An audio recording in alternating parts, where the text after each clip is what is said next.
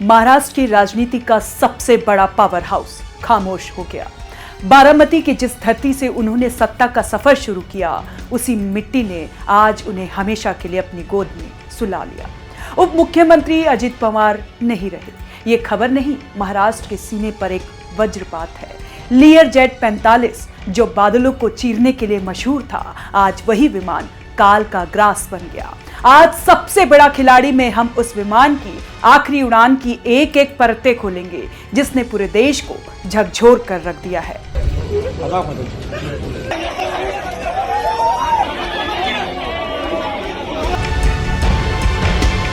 क्या हुआ बारामती के आसमान में, इसे समझते हैं। वक्त था सुबह 8:45 का।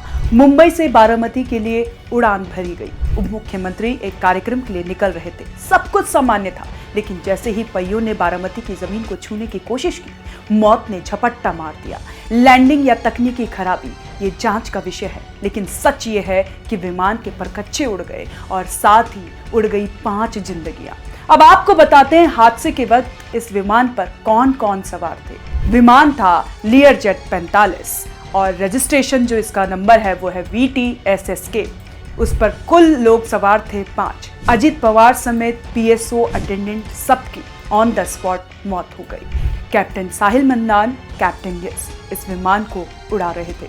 जिस लियर जेट 45 में अजित पवार सवार थे, उसे विमानों की दुनिया का रॉकेट कहा जाता है। इसकी रफ्तार और ऊंचाई बड़े बड़े कमर्शियल प्लेन को बोना साबित कर देती है। आखिर उस 8 सीटर जेट में ऐसी क्या खामी आई कि 2 अनुभवी पायलट कैप्टन साहिल और कैप्टन यस भी उसे संभाल नहीं पाए? ये सबसे बड़ा सवाल है। अब इसकी विमान की खासियत समझते हैं। स्पीड का सुल्तान कहा जाता है इस विमान को। इसकी रफ्तार उड़ती हुई गोली है। 860 किलोमीटर प्रति घंटा की अधिकतम रफ्तार, यानी बुलेट ट्रेन भी इसके सामने कछुआ नजर आए। वक्त को मुट्ठी में रखने वाले रईसों की ये पहली पसंद इसीलिए है। आसमान का बादशाह कहा जाता है।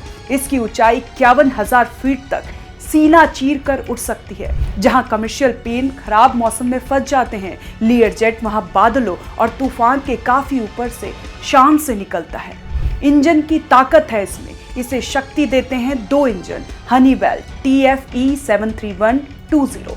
ये सिर्फ इंजन नहीं है, इस विमान के फेफड़े हैं जो इसे बेमिसाल पावर और माइलेज का संतुलन देते हैं। इसी भरोसे पर VVIP अपनी जान दांव पर लगाते हैं। डिजिटल सुरक्षा चक्र, टेक्नोलॉजी ऐसी कि परिंदा भी पर न मार पाए। यहाँ प्रीमियस 1000 डिजिटल एविनिक्स सिस्टम से लैस है। पायलट की आंखों के सामने हर पल सटीक डेटा होता है। सुरक्षा का ऐसा घेरा कि चूक की गुंजाइश ना के बराबर होती है। छोटे रनवे का उस्ताद कहा जाता है। उसकी सबसे बड़ी खासियत यही है, इसकी फ्लेक्सिबिलिटी। इसे बड़े एयरपोर्ट्स की जरूरत नहीं। ये टायर 2 और टायर 3 शहरों के छोटे रनवे पर भी चीते जैसी लैंडिंग और टेक ऑफ करने में माहिर है।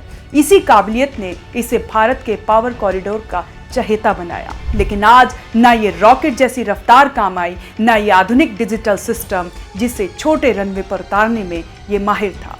वही रनवे आज मौत का जाल बन गया।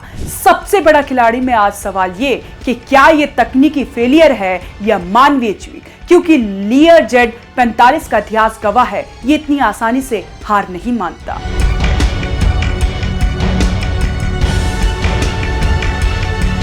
लियर जेट 45 एक लाइट से सुपर लाइट कैटेगरी का जेट है।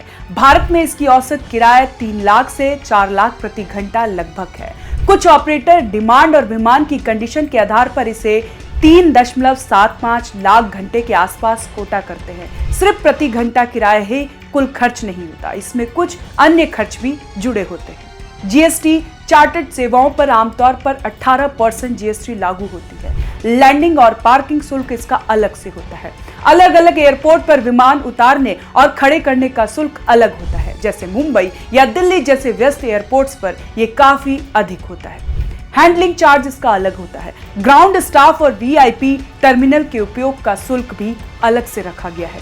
क्रू स्टे, यदि विमान को रात भर कहीं रुकना पड़े तो पायलट और क्रू के ठहरने का खर्चा ग्राहक को देना होता है। वेटिंग चार्ज, यदि विमान आपके लिए एयरपोर्ट पर खड़ा रहता है तो प्रति घंटा वेटिंग चार्ज लगभग 50,000 से 1 लाख लिया जाता है। आसान भाषा में कहें तो यदि आप दिल्ली से मुंबई लगभग 2 घंटे की उड़ान के लिए लीयर जेट 45 बुक करते हैं तो इसका कुल खर्च 8 लाख से 12 लाख टैक्स और अन्य शुल्कों सहित के बीच आ सकता है।